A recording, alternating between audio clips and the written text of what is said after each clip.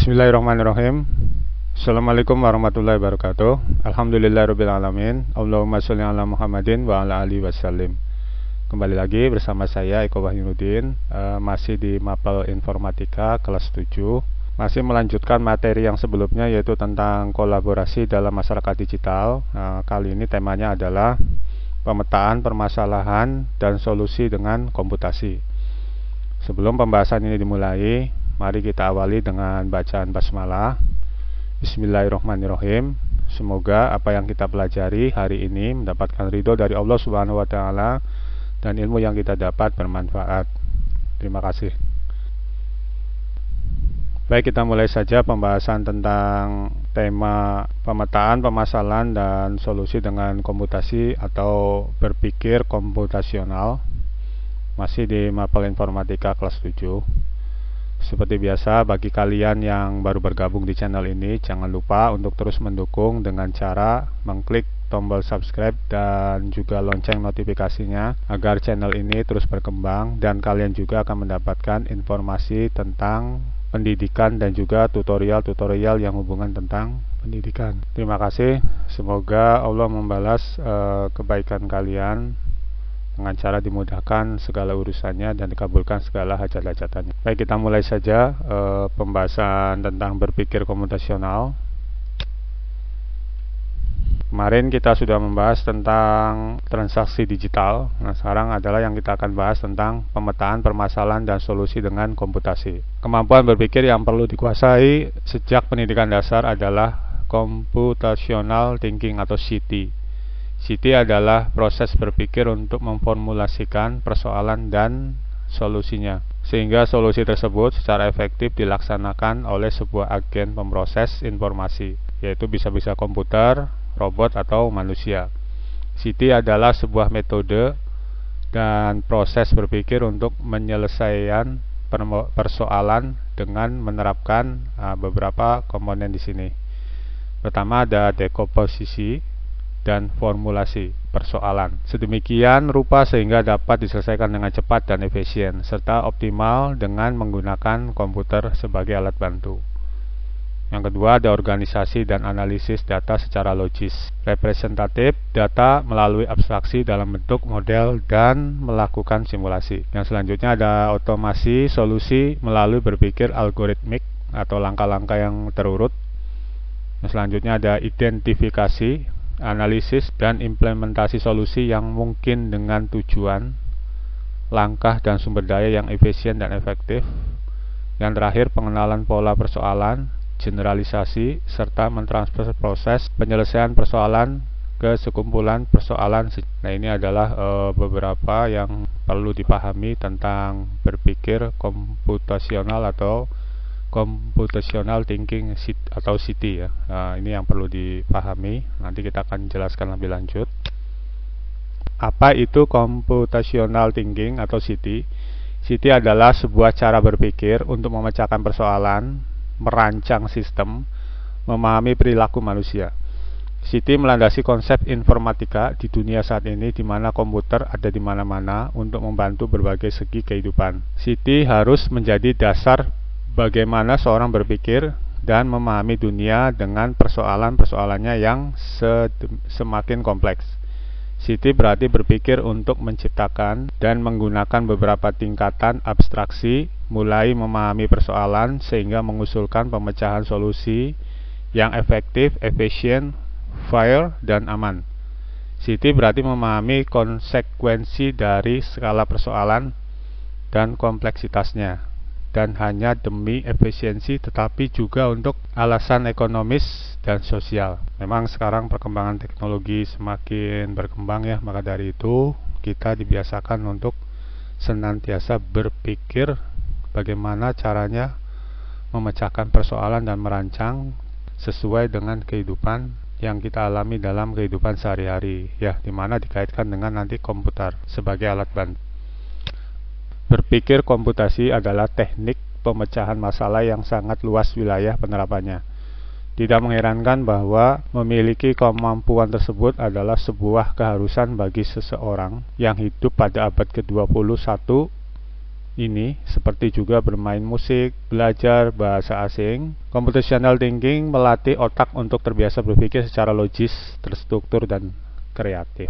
Ya, kemudian ada pemikiran komputasi adalah sistem pemahaman dan pemecahan masalah dengan cara logis yang dapat dimengerti oleh orang dan komputer. Ini adalah kemampuan untuk mengintegrasikan kreativitas dan wawasan manusia dengan kekuatan komputasi mesin. Ya. Nah, di sini ada beberapa karakteristik berpikir komputasi. 1. Mampu memberikan pemecahan masalah menggunakan komputer atau perangkat lain. 2. Mampu mengorganisasikan dan menganalisa data. 3. Mampu melakukan representasi data melalui abstraksi dengan suatu model atau simulasi. 4. Mampu melakukan otomatisasi solusi melalui cara berpikir algoritma dan sumber daya yang efisien dan efektif. 5. Mampu melakukan generalisasi solusi untuk berbagai masalah yang berbeda. Ini adalah beberapa karakteristik yang diperlukan untuk kita dapat berpikir secara komputasi. Apapun masalah yang Anda hadapi, nah ini adalah beberapa langkah mendasar yang disebut dengan ideal: identifikasi, tentukan, periksa, tindakan, lihat. Ya, disingkat dengan ideal. Nah, pertama ada identifikasi masalahnya. Yang kedua, tentukan masalahnya. 3, periksa pilihannya. 4, bertindak dalam sebuah rencana. 5, lihatlah konsekuensinya. Ya, ini adalah langkah-langkah CT ya, computational thinking, cara berpikir komputasional. Ini ada langkah-langkahnya, ada 5 di sini, nanti kita akan jelaskan. Nah, di sini yang pertama tadi adalah mengevaluasi masalah. Nah, mengevaluasi masalah di sini ada beberapa, di antaranya adalah mengklarifikasi sifat suatu masalah, merumuskan pertanyaan, mengumpulkan informasi secara sistematis, ya, mengumpulkan dan mengatur data, mengkensor dan meringkas informasi, mendefinisikan tujuan yang diinginkan. Ini yang pertama. Yang kedua, ini ada mengelola masalah, ya, di antaranya di sini ada menggunakan informasi yang dikumpulkan secara efektif, dan di sini juga ada beberapa yang lainnya. Dan yang ketiga di sini ada pengambilan keputusan, di antaranya di sini memutuskan antara pilihan yang mungkin untuk tindakan apa yang harus diambil, ya. Kemudian di sini juga ada yang keempat, menyelesaikan masalah, di antaranya adalah menerapkan tindakan. Di sini juga ada beberapa yang lainnya. Silakan kalian amati dan pahami ya.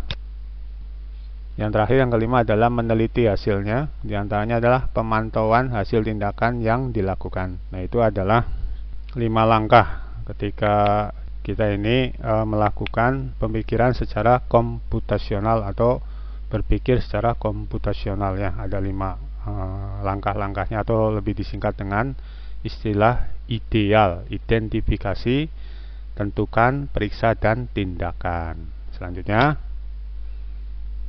nah di sini ada contoh cara berpikir computational thinking atau CT ya. Kebetulan di sini contohnya adalah bagaimana membuat brownies yang lezat sebanyak 100 box dengan efektif dan efisien. Nah, di sini ada beberapa 4 langkah, yaitu decomposition, kemudian nanti ada pattern recognition, kemudian ada abstraksi, kemudian ada algoritma desainnya. Nah, bagaimana sih kalau kita dalam pembuatan brownies? Decompositionnya di sini adalah maksudnya kemampuan memecahkan data, proses atau masalah kompleks menjadi bagian-bagian yang lebih kecil atau menjadi tugas-tugas yang mudah dikelola. Nah, misalnya di sini dicontohkannya struktur komponen dasar membentuk brownies menjadi tepung, telur, gula, mentega, dan seterusnya. Misalnya memecahkan proses dasar pembuatan brownies menjadi penyiapan bahan, menjadi pencampuran. Yang tadinya itu kan di sini ada beberapa bagian, kemudian dijadikan satu menjadi adonan. Nah, itu kan jadi lebih simpel. Mungkin di sini sedikit bisa dipahami ya, kan tadinya terdiri dari beberapa bagian. Nah, kemudian dengan cara decomposition itu dijadikan satu, lebih simpel lagi menjadi sebuah adonan, dan adonan itu nanti bisa kita masak atau dipanggang ya. Ini maksudnya ya. yang bagian banyak ini menjadi bagian yang lebih simpel. Ya, di sini kan di situ memecahkan data dan proses menjadi lebih kecil, lebih simpel lagi. Begitu. Itu maksudnya decomposition. Selanjutnya, yang kedua ada pattern recognition.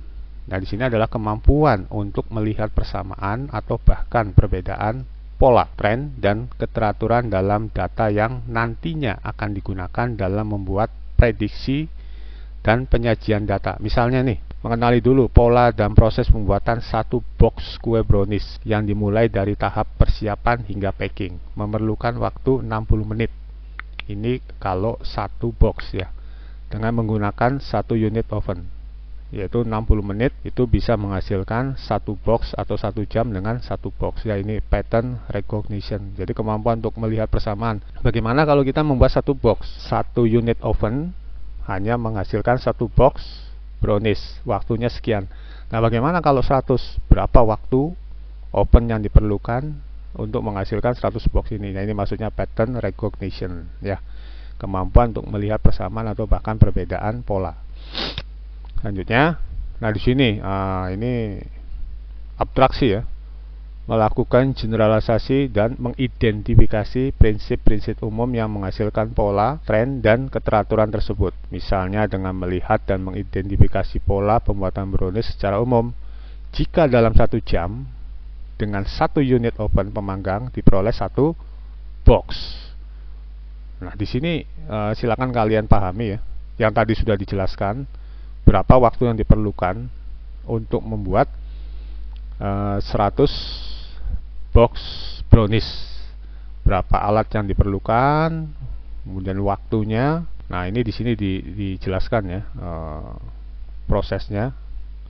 Silakan kalian dipahami cara berpikir abstraksi ya. Nah, di sini dengan demikian 60 menit kurang lebih 3 box atau 1 jam 3 box sehingga menghasilkan 100 box unit. Dengan satu unit oven diperlukan waktu 33 jam atau 1,3 hari. Nah, ini sini kan ada penjelasannya bagaimana kalau 2 oven dapatnya berapa, sekian oven dapat berapa, ini di sini ya.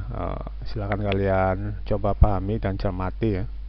Selanjutnya, nah di sini ada algoritma desain. Itu yaitu mengembangkan petunjuk pemecahan masalah yang sama secara step by step, langkah demi langkah, tahapan demi tahapan, sehingga orang lain dapat menggunakan langkah informasi tersebut untuk menyelesaikan permasalahan yang sama. Misalnya langkah dan tahapan pembuatan kue brownies yang paling efektif dan efisien sesuai dengan pola dan abstraksi sebelumnya, hingga tahapan packing diurutkan secara lengkap, terukur, dan kreatif.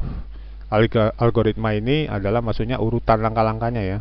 Pertama dari awalnya ya, misalkan pembuatan adonannya, bahan-bahan yang diperlukan apa, alatnya, kemudian pembungkusnya sampai dengan selesai. Itu memerlukan waktu, alat. Nah, ini memerlukan perhitungan yang atau langkah-langkah yang harus terurut dengan baik sehingga nanti akan menghasilkan sesuatu yang kreatif nantinya di hasil akhirnya ini. Di sini dicontohkan adalah ini kita sudah pernah bahas ya di materi tentang algoritma, yaitu langkah-langkah dalam pembuatan suatu program.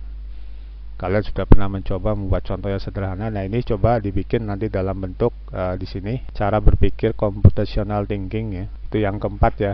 Jadi tadi ada 4 langkah yang harus kita buat.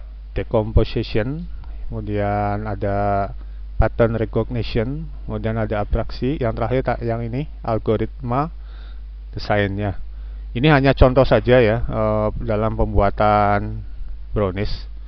Nah, silakan nanti kalian membuat permasalahan computational thinking dalam kehidupan sehari-hari. Terima kasih, mungkin itu saja yang dapat disampaikan tentang materi pemetaan permasalahan dan solusi dengan komputasi atau computational thinking ya. Semoga pembahasan yang singkat ini dapat kalian pahami. Saya yakin memang agak sulit memahaminya kalau tidak pembelajaran secara tatap muka, tapi setidaknya sedikit pasti kalian ada sesuatu yang dimengerti.